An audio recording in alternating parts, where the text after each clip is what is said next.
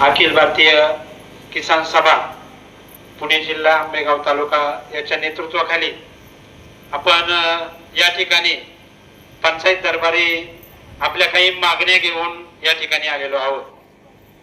आता हे निवेदन ज्यावेळेस अशोकनी आपल्याला सांगितलं की निवेदन आपण एक 10-15 दिवसापूर्वी दिलं, हे 10-15 दिवसापूर्वी निवेदन दिलेलं नाही, फक्त तुम्हाला मी सांगतो 9/6/2025 ला पण आपण निवेदन दिलं होतं गेल्या वर्षी, आणि त्यामध्ये जल जीवन मिशन संदर्भात काम तात्काळ पूर्ण झाले पाहिजे आणि लोकांच्या घराच्या समोर नळाला पाणी आलं पाहिजे ही मागणी घेऊन आपण गेल्या वर्षी पण या ठिकाणी आलो होतो। तालुक्याच्या प्रशासनाला आपण सांगितलं होतं, त्यावेळेस पण काही आपल्याला आश्वासनं दिली गेली की ह्या तारखेपर्यंत काम पूर्ण होईल।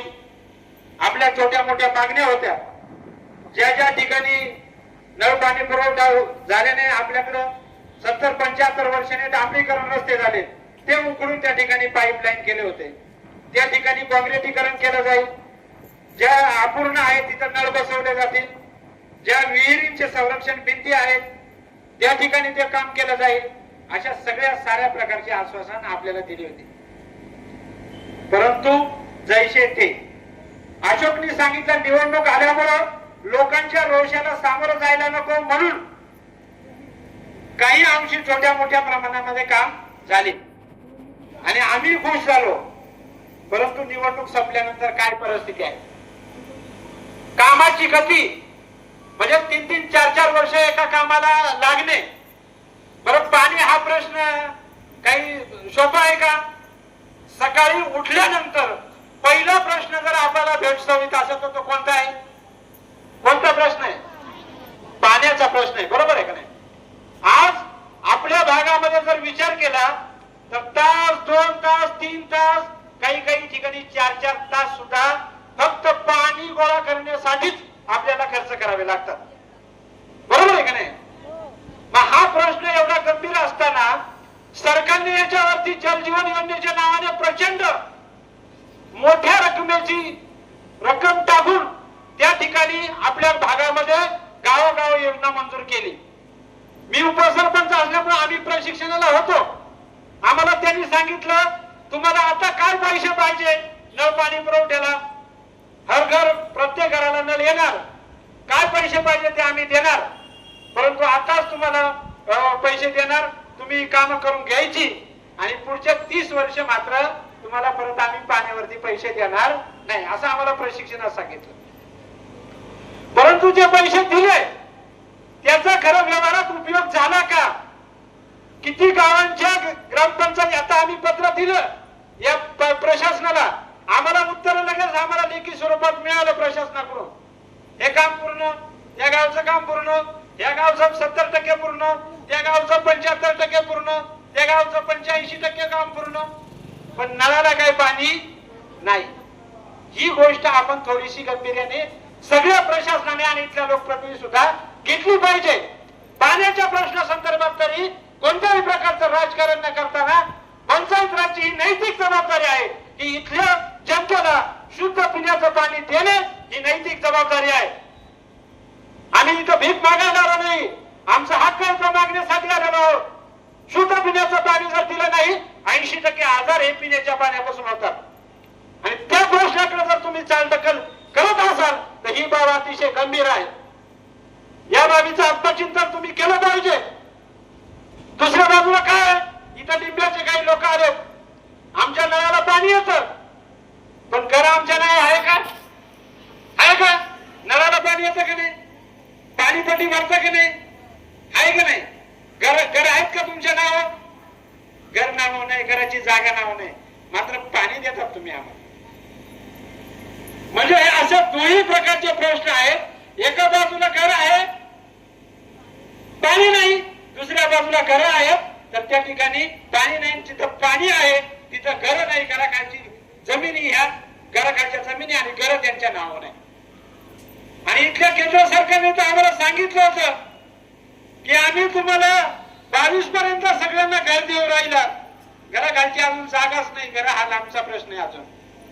याचं सुद्धा चिंतन इथल्या सरकारने आणि इथल्या प्रशासनाने केलं पाहिजे. घराखालची जागा घेऊन देण्यासाठी सुद्धा योजना आहे. या प्रश्न आपण समजून घेतले पाहिजे. गावागावामध्ये पंचायतीच्या खाली ग्रामपंचायत आपल्याकडे काम करते. गावाचा सर्वे केला, कोणत्या लोकांना घरं नाही आहेत, कोणत्या लोकांना घराखालची जमीन नाही आहे, याचा सर्वे जर तुमच्याकडे आला असेल तर याच्यावरती कारवाई का नाही झाली हा जाब आम्ही या ठिकाणी विचारायला आलोय. घरं पाहिजे आम्हाला, घराखालची जागा पाहिजे आम्हाला. या गोष्टीचं चिंतन सरकारने केलं पाहिजे.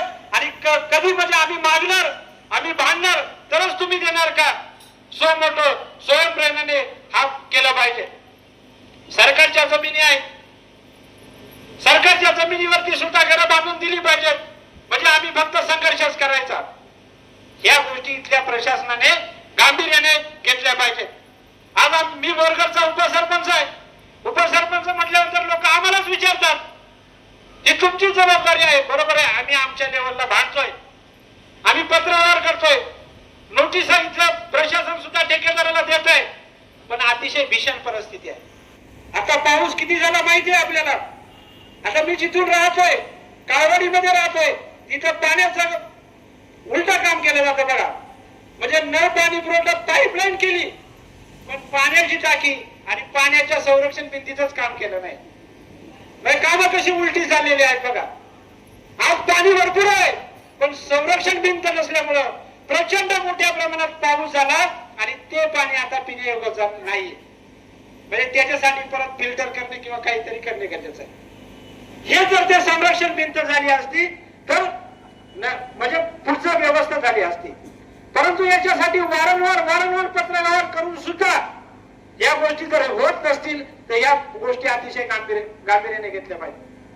दरेवाडी असेल, आवळेवाडी असेल, वर्ष काम चालू झाले, 2-2 वर्ष काम झाले. दरेवाडीच्या टाकीच्या कामासाठी गेल्या वर्षी मटेरियल पडलेलं आहे. अजूनपर्यंत तिथं काही ठेकेदार पोहोचलेला नाही. लोकांनी पावसाळ्याच्या आतमध्ये शेती बांध उस्तरून रस्ता करून दिला. त्या ठिकाणी सिमेंटच्या बॅगा पण भिजून गेल्या आणि चौरसा केला ते तशाच स्थितीत आहे. म्हणजे लोकांनी अजून किती सहकार्य करायचं, कोणतं सहकार्य करायचं, काय अपेक्षित आहे.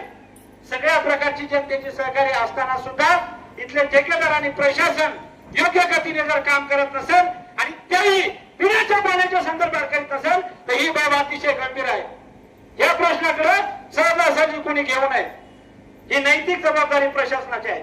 दुसऱ्या बाजूला काय आहे, जलजीवनचं काम जर व्यवस्थित पद्धतीने पूर्ण झालं असतं तर दुसऱ्या बाजूला दुष्काळग्रस्त भागामध्ये आपल्याला टँकरने पाण्याची देण्याची गरज नाही. म्हणजे आता टँकरची मागणी करायची, टँकरने परत पाणी पुरवठा करायचा, ही का अडचण निर्माण झाली सरकारवरती. टँकर पाणी पुरवठा करणे का गरजेचं झालं, कारण जलजीवन सारखी योजना आहे, नळ पाणी पुरवठ्याच्या इतर काही योजना आहेत, त्याची अंमलबजावणी योग्य पद्धतीने झालेली नाहीये. आणि म्हणून हे प्रश्न परत टँकरने पाणी पुरवठा करण्याचे प्रश्न निर्माण होतात. म्हणून याच्याकडे सरकारने गांभीर्याने घ्यावं आणि जलजीवन सारखी योजना आहे, पाणी पुरवठ्याच्या इतर ज्या काही योजना आहेत ह्या अतिशय तातडीने गतिशील मार्गाने या ठिकाणी सुरू झाल्या पाहिजेत. तोपर्यंत हे जे काही प्रश्न आहेत हे आम्ही या ठिकाणी बसून या ठिकाणी राहणार आहे. आनंद आपण हा परत आपल्याला तेच भांडायचं, सरकारने नोटीस काढायचं, घराखालच्या जमिनी तुम्ही उठून जा. सरकार जर शासन जी आर काढत असेल की घराखालचं तुम्हाला जमिनी देणार आहे, घर बांधून देणार आहे, मग दिलं पाहिजे की नाही, दिलं पाहिजे ना. या प्रश्नावरती प्रशासन म्हणून आपल्याला पाण्याच्या प्रश्नावरती, घराखालच्या जमिनीच्या प्रश्नावर, घराच्या प्रश्नावरती, लाईट बिलाच्या संदर्भात काही लाईट डिपार्टमेंट त्यांच्या संदर्भात असेल ते प्रश्नावरती जोपर्यंत आपल्या प्रश्नावरती ठोस भूमिका, ठोस उत्तर, काही कार्यवाही मिळत नाही तोपर्यंत आपण इथून हलायचं नाही. नाहीतर सकाळी उठलं की परत तोच प्रश्न, तीच चर्चा. बरोबर आहे की नाही. आपण सांगायचं ग्रामपंचायतीला, ग्रामपंचायतीने पत्रव्यवहार करायचं, काम चालू होणार. एक कामाला 2-2, 3-3 वर्ष लागत असेल तर या बाबीवरती अतिशय गांभीर्याने घेतलं पाहिजे. आणि मागच्या वेळेस मी तुम्हाला सांगितलं 9/6/2025 ला आम्ही थोडस सांगितलं होतं, अशा ठेकेदार कुणी जर हलगर्जीपणा करत असेल, काम निकृष्ट दर्जाचं असेल तर त्याची चौकशी केली पाहिजे आणि संबंधितावर कारवाई झाली पाहिजे, असं 25ला आपण सांगितलंय. म्हणजे कामही पूर्ण नाही आणि ठेकेदारांची चौकशी नाही, कारवाई पण नाही. काहीतरी एक व्हायला पाहिजे होतं. एक तर काम पूर्ण व्हायला पाहिजे होतं, नाही तर काम पूर्ण नाही म्हणून का दिरंगाई होते, का कामं निकृष्ट दर्जाची होतात याची चौकशी व्हायला पाहिजे होती. वर्षभरामध्ये काहीही झालेलं नाही. म्हणून या प्रश्नावरती प्रशासनाने गांभीर्याने घ्यावं आणि जल जीवन योजनेची आणि पाणी पुरवठ्याच्या संदर्भात ज्या योजना आहेत त्या योजना गतिशील मार्गाने ठोस निर्णय जोपर्यंत होत नाही तोपर्यंत इथून आपण हटायचं नाही. आणि आपल्याला सगळ्याच ठिकाणी रस्त्याचा एक प्रश्न आहे. म्हणजे स्वातंत्र्यानंतर आम्ही रस्त्यासाठीच बांधतोय, म्हणजे आम्ही भेटल्यानंतर